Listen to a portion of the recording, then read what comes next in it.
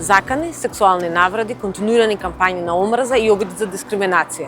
Се чини дека онлайн насилството врз новинарките во Македонија и во Србија станува вообичаена алатка за замолчување и за притисок. Новинарките на ИРЛ редовно се соочуваат со црни кампањи против нив, кои во онлайн просторот вклучуваат социјални медиуми, вклучуваат онлайн медиуми и тоа е една индустрија која има цел да заштити мокни лица од прогон. Нападите кон нас се малку поразлични од оние кои што ги добиваат нашите колеги мажи. Например, жена новинарка дури ретко би била навредена као подмитена или подкупена. Они не викаат Сашка рекетарката, викаат рекетарите од ИРЛ, дури не е ниво еднина. Затоа што жена не е кадарна да биде не платеник.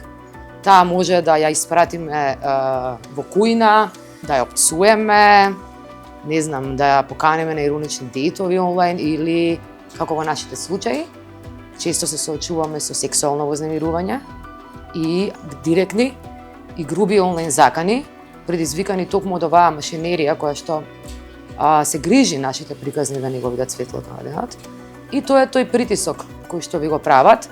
Не е пријатно да гледате лјадници коментари во кои некој повикува на тоа да ве тепаат и ебат. Еве, ќе го кажеме како што е зборот.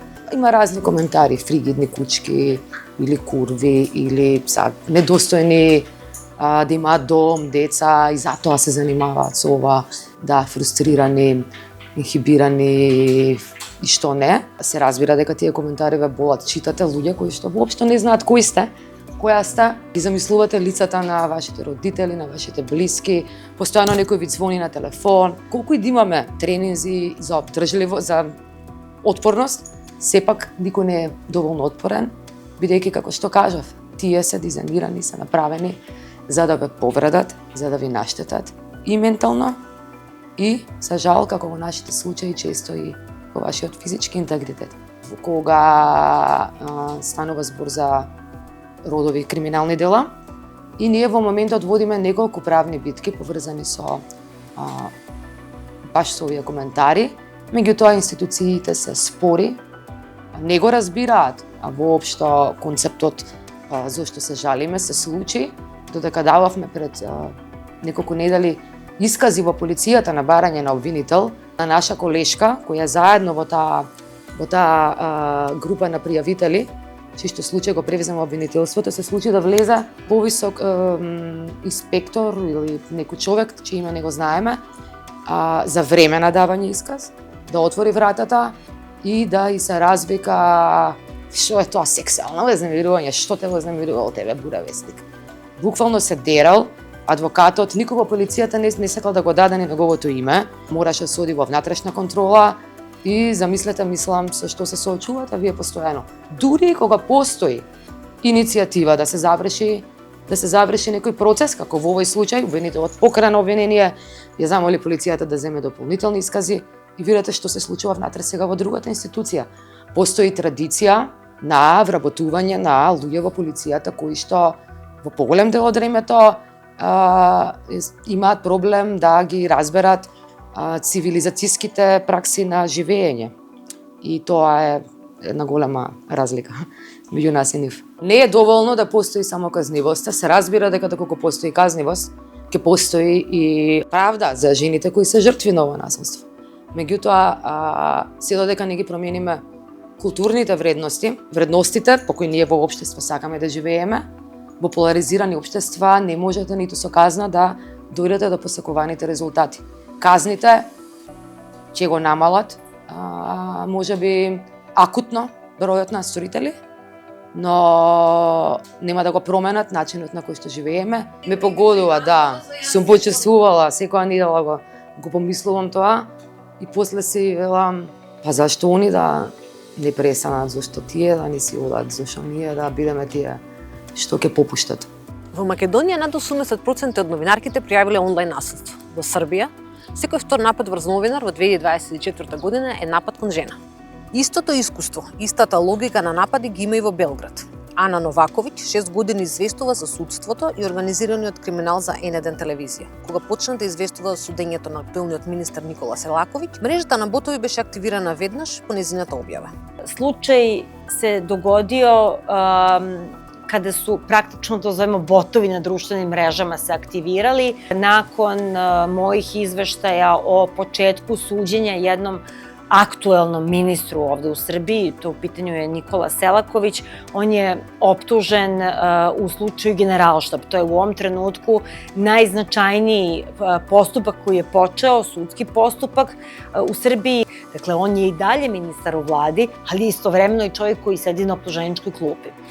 Ja sam redovno izveštavala o tom slučaju, izveštavala sam i sa suđenja. Kada sam objavila jedan svoj prilog, a bilo ih je mnogo, momentalno su se aktivirali svi botovi koji su branili, ne samo da su oni mene vređali, nego su oni vrlo jasno branili ministra kulture koji je optužen. Bilo je vrlo raznih, vrlo prostačkih, možda čak najprostačkiji mogući komentari su se nizali. Kada su to onda videla i novinarska udruženja, aktivirala su se i rekla su ovo je definitivno organizovani napad na jednu novinarku koja izveštava redovno o ovom slučaju Generalštab. Osjećala sam jako ružno se u tom trenutku. Nisam želela da iko od mojih prijatelja, moje porodice vidi takve komentare jer su bili ne samo maliciozni i uvredljivi, nego zbilja prostački. Ja to ne mogu, niti bih želela ikada da parafraziram i da prepričam. Ja sam naravno išla redom, pa kako sam stizala, blokirala svaki od tih naloga, nisam želela uopšte da imam uvid da se i mogućnost da ponovo neka od tih osoba koje se nalaze i kriju iza tih lažnih naloga mi ponovo nešto napiše. Da li je to na mene uticalo da bih možda odustala od svog posla, od te priče, od izveštavanja, od bavljenja tom temom? Ne, ni u jednom trenutku neću prestati da se bavim ni tom temom, niti bilo kojom drugom temom koja je od interesa javnosti i o kojoj ja inače izveštavam. To jeste onako, utiče na čoveka vrlo loše, ali onda shvatite da ste vi na pravom tragu i da vi radite svoj posao na najbolji mogući način.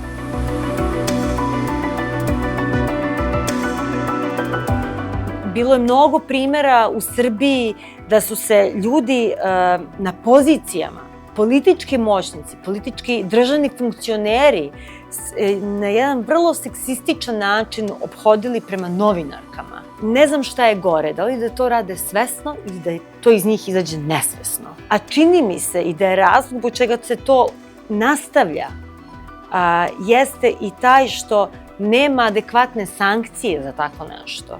Jer kada bi postojala adekvatna sankcija, kada bi postojala osuda, ne samo javnosti, nego institucija koje su za to zadužene, onda se to više ne bi dešavalo. Mi imamo jedan taj primer koji se dogodio pred prilike 10 godina kada je jedan ministar u vladi, on je držao pres konferenciju, onda su se okupili svi novinari kako bi snimatelji mogli da imaju kadar na ministra koji daje izjavu. Pojedini novinari su blago se spustili u čučenje ili klekli, a onda je on onako vrlo, pa ja ne znam kako da nazovem to, onako besramno, besprizorno i krajnje seksistički kazao što volim ove novinarke koje lako kleknu. Evo, ja sam se sad sva naježila. Dakle, nema šta dalje da o tome više govorimo. On je sa te pozicije ministra otišao, ali on se vrlo brzo vratio i to je avanzovao, pa bio je opet ministar, pa bio je direktor Bezbednosne informativne agencije, pa onda ponovo ministar. Dakle, to zaslužuje sankciju da on više nikada ne treba da se bavi javnim poslom, a kamoli da učestvuje u vođenju države. Ne, nije normalno, ne da nije normalno, nego bre ne sme da se dešava. To ne sme da se dešava. To je jedna stvar. Da se to i ne prijavljuje, a onda to toliko postaje uobičajeno i taj manir preuzimaju onda i ljudi na ulici. Može svako da me kritikuje, neka me kritikuju. ali ne može niko da me vređa. Sve dok ne postoji adekvatna sankcija, to će se i dalje dešavati. A oni samo daju primer. Dakle, kada taj primer dođe, a to radi predsednik države Aleksandar Vučić, oni daju primere kako da se vi ponašate prema novinarima i prema novinarkama. Takođe, kao i ovaj ministar Bratislav Gašić koji je rekao baš volim novinarke koje lako klepnu. Dakle, da oni daju jedan primer. A onda se oni svesno i nesvesno usvaja i ponavlja i ide sve dublje i dublje. Бројките за одличните приказни се алармантни. Во Србија во 2024 година 60% од жртвите на евидентираните напади врз новинарите биле жени. Само 17% од пријавените случаи завршиле со судска одлука. Зошто? Одговараат оние кои секојдневно работат со тие бројки. Situacija u Srbiji kada je reč o uznemiravanju koleginica i kolega je sve gora i gora. O tome svedoče podaci koje sakuplja Nezavisno udruženje novinara Srbije i druga udruženja i organizacije. Dakle, nekažnjivost je totalna. Mi imamo situaciju u kojoj nasilje u online sferi podstiče dalje nasilje u online sferi i u offline sferi. Međutim, koleginice naše, one čine dominantan deo medijskog prostora i vrlo su hrabre i obavljaju jedan jako težak posao u jako teškim vremenima, a društveno su uvek stigmatizovane i njih je mnogo lakše napasti i lupiti neku nalepnicu. Razlog za to je što u društvu već postoji ta mizogena podloga, a ona se svakodnevno, ali doslovno svakodnevno podstiče kroz tabloide i prorežimske televizije koje su zapravo pune takvog sadržaja i one nekako relativizuju i tu vrstu napada i tu vrstu komunikacije prema ženama celokupno u društvu pa i prema novinarkama. Mi smo suočeni sa situacijom da nasilje u online sferi inspiriše dalje nasilje, a nekažnjivo zapravo to omogućava. To je za druge države možda jedna floskula koju će neko reći o nekom skupu prigodnom o slobodi i bezbednosti novinara, a to je zapravo činjenica koju mi svaki dan u Srbiji živimo. Nasilje nikada ne treba da bude normalno niti normalizovano. Dakle, novinarstvo jeste osnov demokratije i demokratičnosti jednog društva. Svaka ta poruka, svaka uvreda, svaka pretnja koja stiže našim koleginicama, novinarkama, je zapravo napad na demokratiju. Slavko Ćuruvija fondacija zabeležila je više od 500 i nešto napada, verbalnih napada političara na novinare i medije u javnom prostoru, javno izgovorene, većina njih u Skupštini Srbije. Dakle, to kada ljudi čuju, prosto stiču utisak da je to njima normalno da kažu. Ako su brojevi napada, pritisaka i pretnji prema novinarima trocifreni, a zapravo ono što mi imamo kao sudski proces i presudu se može izbrojiti na prste jedne ruke, onda to sve govori. Dakle, nema kažnjivosti, nekažnjivost caruje i dokle god je to tako, to se jedino može razumeti kao pritisak na medije i novinare da ne izveštavaju slobodno, da ih gura u cenzuru, u samocenzuru, da budu uplašeni svaki put kada pokušavaju da pošteno i odgovorno obavljaju svoj posao. U 2024. godini je bilo negde više od 50% slučajeva koji se događaju tih krivičnih dela u online svetu, a negde oko 60% su učinile žene. Ono što primećujemo zapravo da su te pretnje i pritisci koji se tiču novinarke, znači nisu ono eksplicitne pretnje smrću recimo, nego to uvek ima, i ako jeste, uvek ima tu neku mizogenu komponentu. To, kako kažem, kad se zapošljavate kao novinar ili novinarka, nigde vam u opisu radnog mesta ne stoji da ćete biti maltretirane zbog toga što to radite. Onda, s druge strane, jeste da nadležne institucije treba da preuzmu odgovornost kada su u pitanju ta krivična dela koje su protivzakonita, ali i poslodavci i urednici moraju da snose isto deo odgovornosti zato što ti ljudi koji rade u redakcijama, oni trpe tu vrstu pritisaka upravo zbog posla, ne zato što se zovu Pera Perić ili nekako drugačije, nego upravo zbog posla koji obavljaju i koje im zapravo daju ti urednici, odnosno poslodavci i vlasnici. Novinar kod nas, po našem krivičnom zakoniku, uživa isti nivo zaštite kao predsednik, kao tužilac, kao sudija, kao ministar, znači veći stepen zaštite uživaju oni isto koji se bave poslom od javnog interesa, odnosno informišu javnost u javnom interesu. Mislim da su bile pretnje koje su bile upućene predsedniku Republike pre nekoliko godina. Tako da vidi se ta selektivna primjena pravde, vidi se svuda i na taj način se zapravo šalje poruka sada da nismo baš svi jednaki, postoje neki koji su jednakiji i na taj način se onda to još više normalizuje i šalje se poruka da je to u redu, da su novinari, da oni njima prete ili ih maltretiraju ili vređaju s pravom, jer novinari su, rade nešto loše, pa sad mogu biti žrtve takve vrste ponašanja. Jedan od indikatora Saveta Evrope je, na primer, koliko često i konzistentno nosioci javnih funkcija osuđuju napade na novinare. A kod nas se dešava da su zapravo ti političari, nosioci javnih funkcija, oni koji napadaju novinare. Znači, indikator je dobacio dotle da oni bi trebalo to da osuđuju, da bi novinari bili bezbedni u jednoj zemlji, a čini mi se da im nije palo ni na pamet da kažu koliko često su ti nosioci javnih funkcija napadači, odnosno oni koji vređaju i prete novinarima.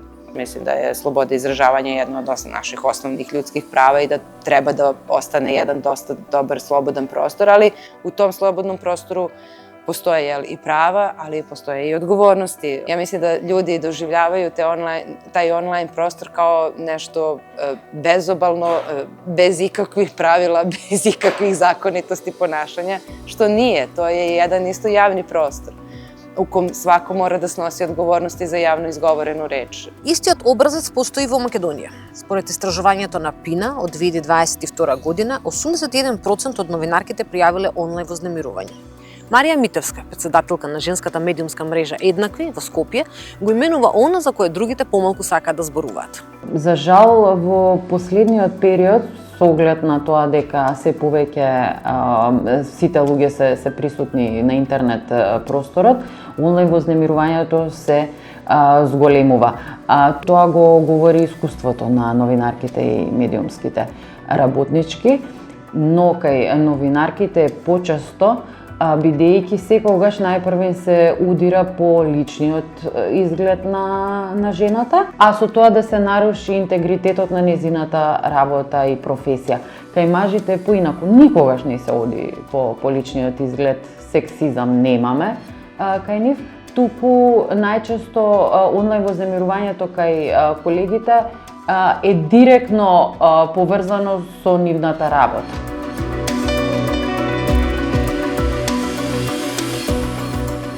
Со оглед на фактор дека и пред неколку години имавме истражување кој што покажа дека над 80% од новинарките и медиумските работнички искусиле онлайн вознемирување.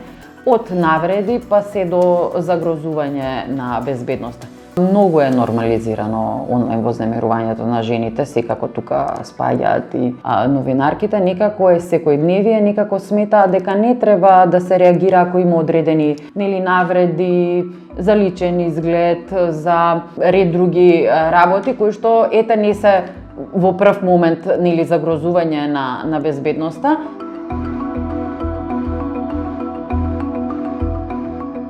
Факт е дека за жените онлайн вознемирувањето е секојдневие и не само што е секојдневие, мислам дека не сакаат да се бават се до моментот до загрозување на безбедноста, бидејќи мислам дека сметаат дека тоа е безпотребно, односно нема да има никаков епилог и нема да има никаква завршница, туку напротив само ќе им одземе време, нервози и стрес, а нема да резултира со некаква казна за тој што врши онлайн вознемирување. Факт е дека за онлайн вознемирувањето, ако не ја загрозува безбедноста, не можеме да направиме многу, односно мислам институциите не можат да направат многу се до моментот кога е загрозена безбедноста, но ние како мрежа, како луѓе можеме да влијаеме на подигнување на свеста.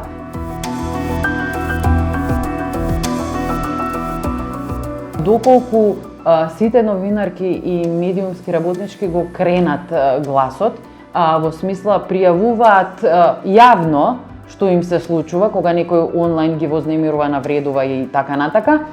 Тогаш некој нареден ќе се запраша дали ќе го направи тоа, бидејќи ќе биде јавно објавен или нема да го направи. И тука практично ќе го спречиме онлайн вознемирувањето да прерасне во нешто по-страшно, односно загрозување на безбедноста. Пријавувањето ќе подигне јавната свест и не само кај новинарките и медиумските работнички да се подобри ситуацијата, туку мислам дека генерално кај сите жени, затоа што кога ќе видат дека некој го крева гласот, секогаш тоа може да има само подобар епилог.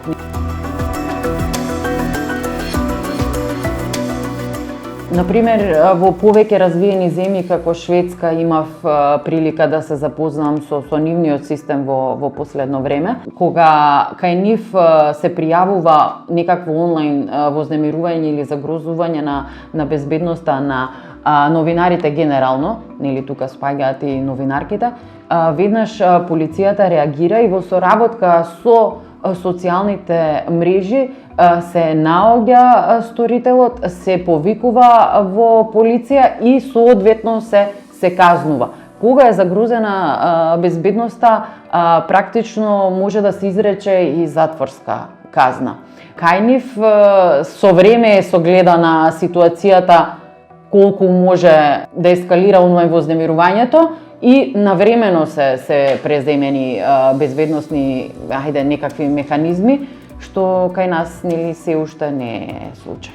Бројките се конзистентни с годините, а искуствата се документирани. Правната рамка постои само на хартија. Жените новинарки од Западен Балкан работат под двоен систематски притисок, поради занаетот и поради полот. Заканите кои доаѓаат затоа што се жени, сексистичките навради и организираните кампањи имаат јасна функција да ги исклучат жените од јавниот простор. Нетивката последица е автоцензурата, приказните кои не се напишани, темите кои се избегнуваат. Промената е можна, соговорничките во ова видео самите на тоа укажуваат, но таа не започнува со закон и не завршува со пресуда. Започнува со едно именување. Жената која известува, истражува, изборува јавно, не е гостин во јавниот простор. Таа е неговиот столб.